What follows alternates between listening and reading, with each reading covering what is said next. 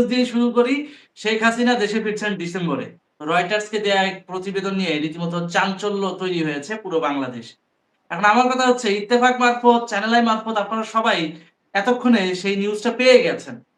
তাহলে প্রধানমন্ত্রীর তথ্য উপদেষ্টা জাহিদুর রহমান সে যে এত কথা বলল যে শেখ হাসিনার বক্তব্য প্রকাশ করা আদালত অবমাননার শামিল, গণমাধ্যম যেন আদালতের নির্দেশ মেনে চলে। এখন তথ্য উপদেষ্টার সেই মুখটা থাকলো কোথায়? এখন কি তিনি সাংবাদিকদের উপর অত্যাচার করা শুরু করবেন?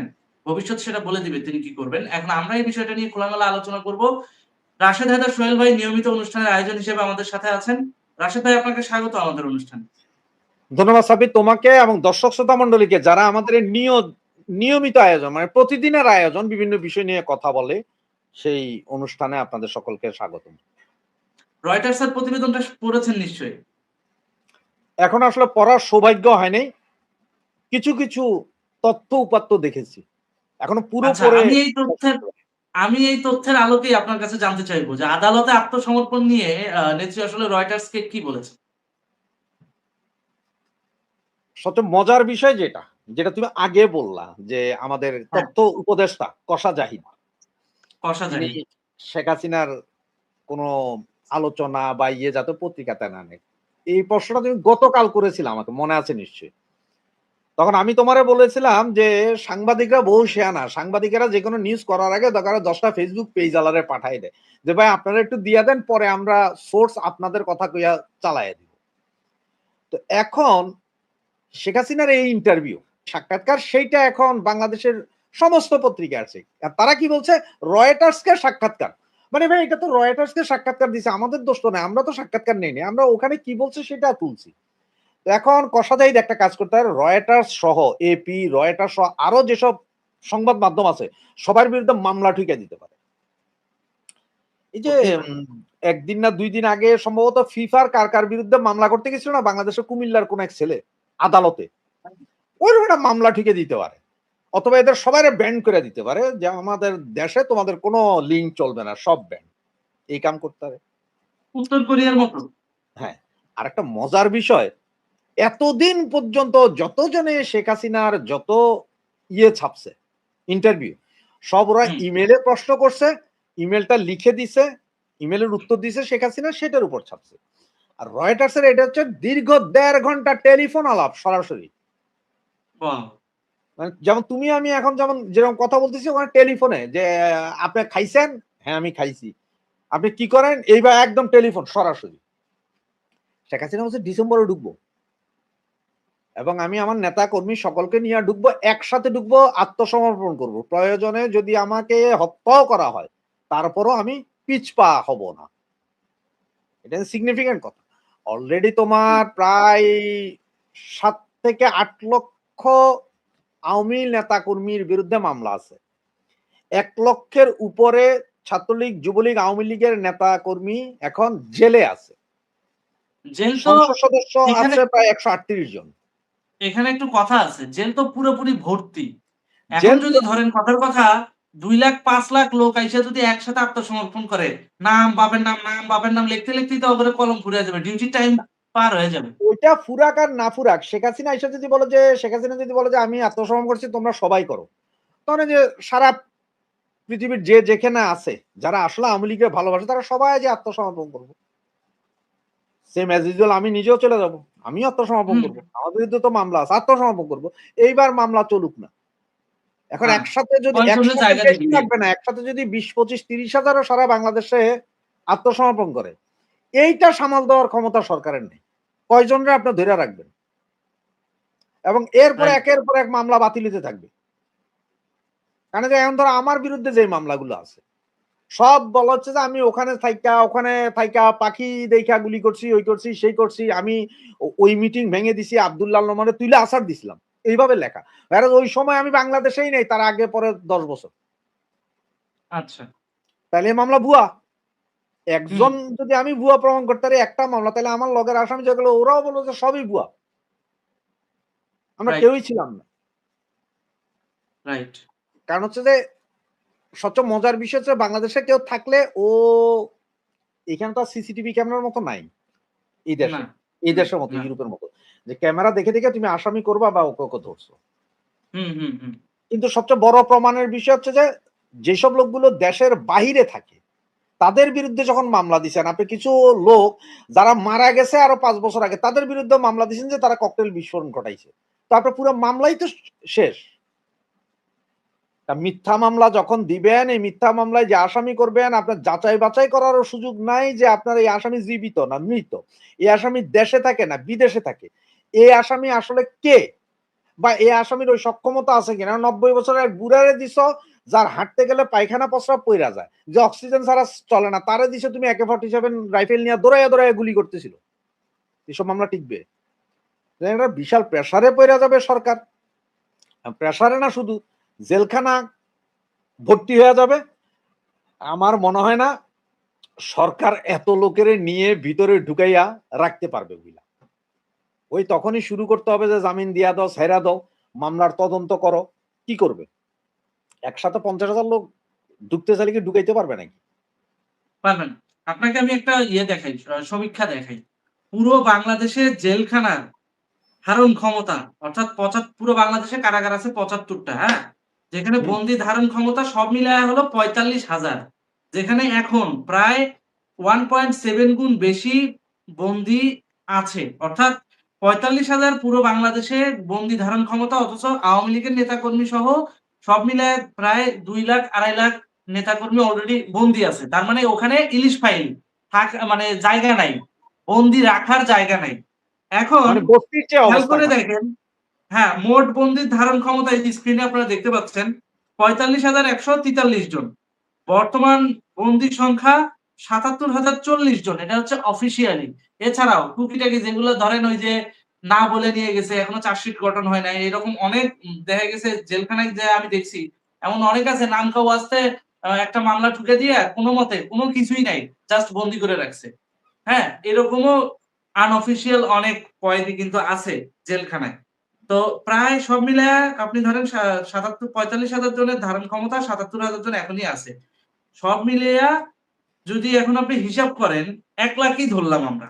একেবারে ১,০০,০০০ ই ধরলাম কাটায়, কাটায়। এর ভিতর যদি নেত্রী আসে, নেত্রী আসার পর যদি বলে যে সবাই যে যেখানে আছো আত্মসমর্পণ করো।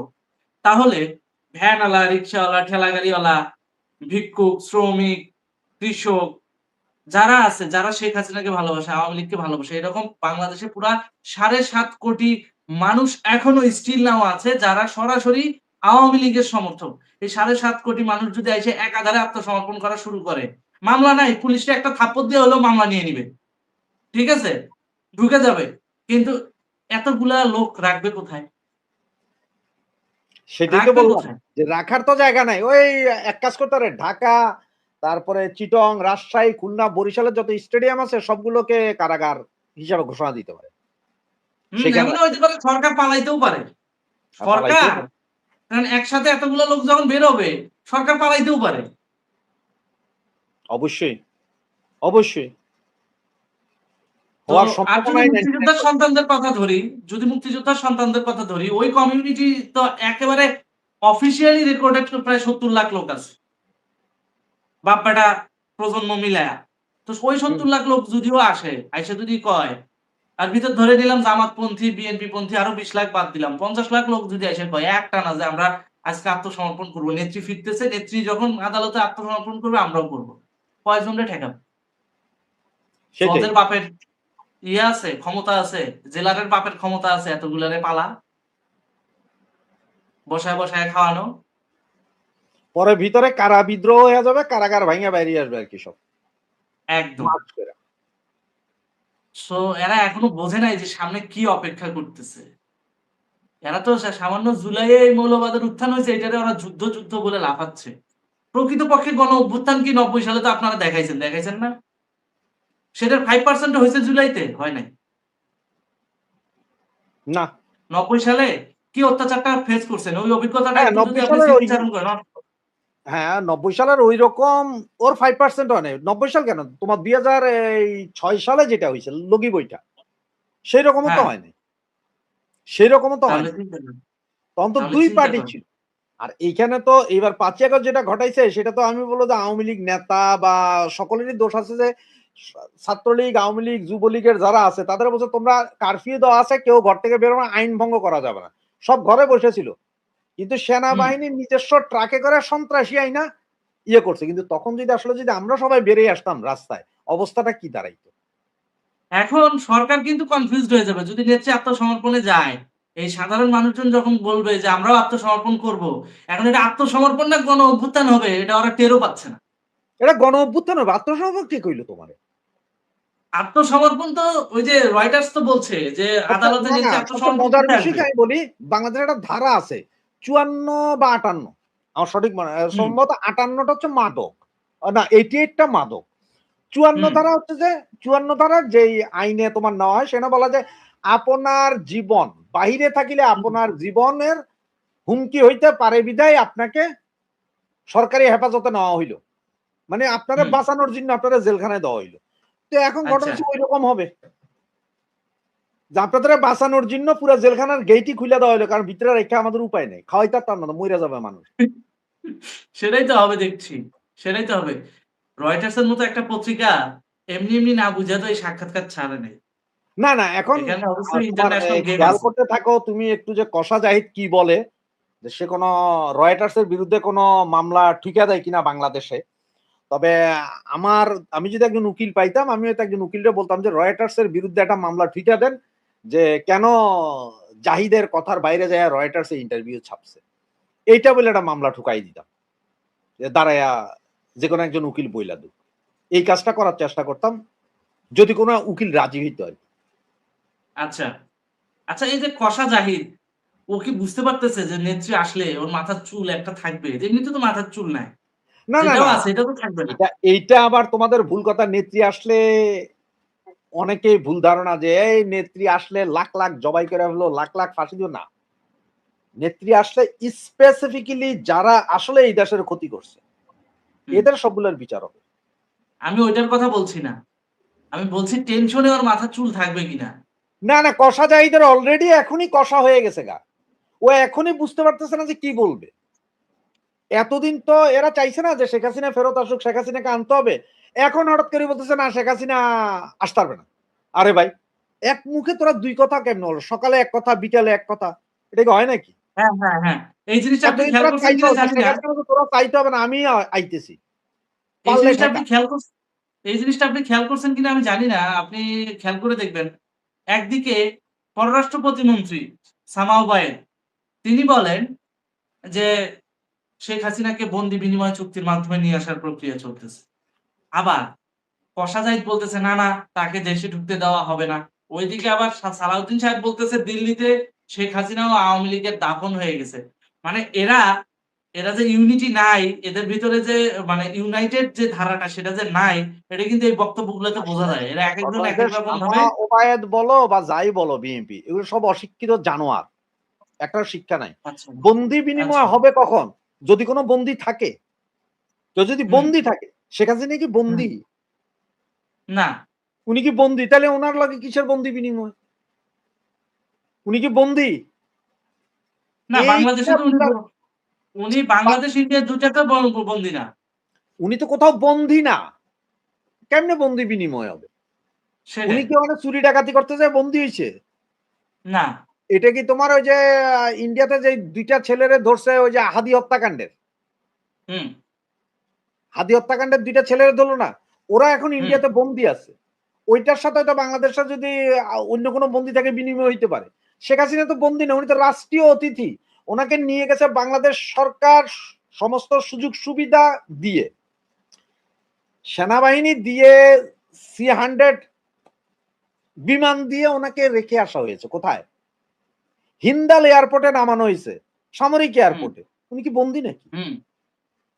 এটা কি আজগবি এ বুঝতে শামা ওবায়েদ এর আসলে লেখাপড়াও কদ্দুর আর কি এটা জানি না আমি যে এরা কোন হিসাবে কি বলে। বাংলাদেশে কোনো আইনজীবী থাকলে সে হয়তো ব্যাখ্যা দিতে পারবে এই আইনের যে বন্দি হুম। বিনিময় কারে বলে বা কোনটারে বন্দি বলে আর কোনটাকে সন্ধি বলে আর কোনটারে চুক্তি বলে। এদের কাছে চুক্তি মানেই তো দাসত্ব। এদের কাছে ডিপ্লোমেসি মানে হচ্ছে তেলবাজি। যে অমুকের তাবেদারি করতেছে, ভারতের মানে প্রভুত্ব মেনে নিচ্ছে। কিন্তু ডিপ্লোমেসি বলে ওয়ার্লড এ যে একটা বিষয় আছে, পুরো ওয়ার্লড এ, এটা ওরা কখনোই বোঝে না। পুরো ওয়ার্লড কিন্তু ডিপ্লোমেসি চলতেছে। এখন বিশ্ব দেখো, তোমার ব্যবসাগুলো একটা কথা, মজার কথা বলি, তুমি যখন চুক্তির কথাই আনলো না, একটা মজার কথা বলি। গম কিনতেছে 70 মার্কিন ডলার, টনে 70 মার্কিন ডলার বেশি দিয়ে গম কিনা হচ্ছে আমেরিকা থেকে। কসাই কি বললো, যে এই গম খুব ভালো গম, আর $70 বেশি দিয়ে কিনলে স্বাস্থ্য খুব ভালো হবে। এখন আমরা প্রতিদিন সকালবেলা একটা জুস খাই, অরেঞ্জ জুস। হুম, ওই জুসটা ধরো তোমার ইংল্যান্ডের মরিসন সুপার শপ আছে পয়সালারা ঢুকে, ওখান থেকে কিনলে 1.5 লিটারের জুসের দাম পড়ে £4.5। আচ্ছা, আবার সেই জায়গায় লিডেল একটা শপ আছে, আচ্ছা, লিডেল এটা জার্মানের শপ, ওর আচ্ছা। এখান থেকে যখন কিনবা তখন এটা পড়ে £2.5। কোম্পানি একই, ২.৫ টাকা। জুস একই, সবই একই, টেস্টও একই। তাহলে এখন কি £2.5 দিয়ে কেনার কারণে আমার ক্ষতি হয়েছে? না। কারণ এই কোম্পানি যে £2.5 বেচে, কারণ জার্মান কোম্পানি, জার্মান সরকার লিডেলকে সাবসিডি দেয় যাতে মানুষ কিনা খাইতে পারে, সরকার সহযোগিতা করে মানুষ যাতে কিনা খাইতে পারে। তোমাদের যে লসটা হবে এটা গভর্নমেন্ট ট্যাক্স থেকে কমাই দিবে, ট্যাক্স আচ্ছা, 20% থেকে তোমার 1% দিবে এই জিনিসটা, সেটা তোমরা বেচো। ওকে। এখন আমরা 70 টাকা করে গম কিনা, আমাদের লাভটা কি হলো? আমেরিকা থেকে গমাইতে তো খরচও বেশি। এই যে চাউল হুম, কিনতেছে, সবচেয়ে মজার বিষয়, পাকিস্তান থেকে 50,000 মেট্রিক টন চাউল, যেই হুম। চাউলটা 2024 সালে ইউরোপীয় ইউনিয়ন ব্যান করে দিছে, পুরো ইউরোপ ব্যান করে দিছে, পাকিস্তানি চাউল নেয় নাই। কারণ ওখানে এমন কিছু সার এবং কীটনাশক আছে যেটাতে শরীরের ক্ষতি, ক্যান্সার হবে। সেই চাউল আচ্ছা। কিনতেছে বাংলাদেশ। আর বাংলাদেশ কি বলতেছে, যে এই চাউলটা ভালোই আছে, এটা কোনো সমস্যা নাই। ভারত এই চাউল নিয়ে ইউরোপীয় ইউনিয়নের বিভিন্ন জায়গায় ব্লুমবার্গ পর্যন্ত নিউজ করছিল যেটা কি কি আচ্ছা। ক্ষতিকার জিনিস আছে। ওইটা সেই নিয়ে আমরা চাউলটা একটা ভারত আবার ভাই যে চাউলটা এখন পাকিস্তান থেকে কিনতেছে, একটা মিনিট, পাকিস্তান থেকে যে চাউলটা কিনতে, সেই চাউল যদি তোমার সিঙ্গাপুর থেকে কিনতে যায় টনে $40, এই $40 কম। ভারত থেকে কিনতে আচ্ছা, গেলে $60 কম, একই চাউল। আচ্ছা। তাহলে আমি তবে এইটা আমি বাড়তি দিয়া কিনবো কেন? আমি আপনার এই তথ্যের সাথে একমত পোষণ করে একটা পরামর্শ দিতে চাই। পরামর্শটা হলো কি, এই যে ওরা আমাদের খাদ্যে বিষক্রিয়া করছে, এইটা নিয়া ব্লুমবার্গের ওই রিপোর্ট সহ আমরা একটা অনুসন্ধানী প্রতিবেদন কিন্তু বানাতেই পারি। বিষয়টা নিয়ে কথা বলা উচিত আমাদের। হ্যাঁ, কারণ অলরেডি বানাইছে। অলরেডি তোমার এই যে কাজী রুনা, উনি একটা হ্যাঁ, বিশাল প্রতিবেদন বানাইছে। উনি বানাইয়া ছাড়ছে। বিভিন্ন ওই যে পত্রিকা আমি যেগুলো বললাম, এগুলোতে তুমি হুম, গুগলে সার্চ দিলেই পাবা। গুগলে গুগলে সার্চ সার্চ দিলে দিলেই তো পাবো। কিন্তু আমাদের দেশের জনগণকে আসলে কি আপনি যদি গুগলের উপর ছেড়ে দেন ওরা বুঝবে না। ওদেরকে আমাদের প্র্যাকটিক্যাল দেশের না জনগণ দেখাইলে ওরা হচ্ছে যে বুঝবে না। পাকিস্তান সহজ থেকে ভাষায় আসবে না যখন এই বুঝাইলে ওরা চাউল তো বুঝবে না। হালাল। পাকিস্তান থেকে আসছে বুঝি তো নাই। এই চাউল হালাল। আচ্ছা। এটা ওরা হালাল ভাবে এটা। পাকিস্তান থেকে আসতেছে বলে এটা হালাল। হ্যাঁ।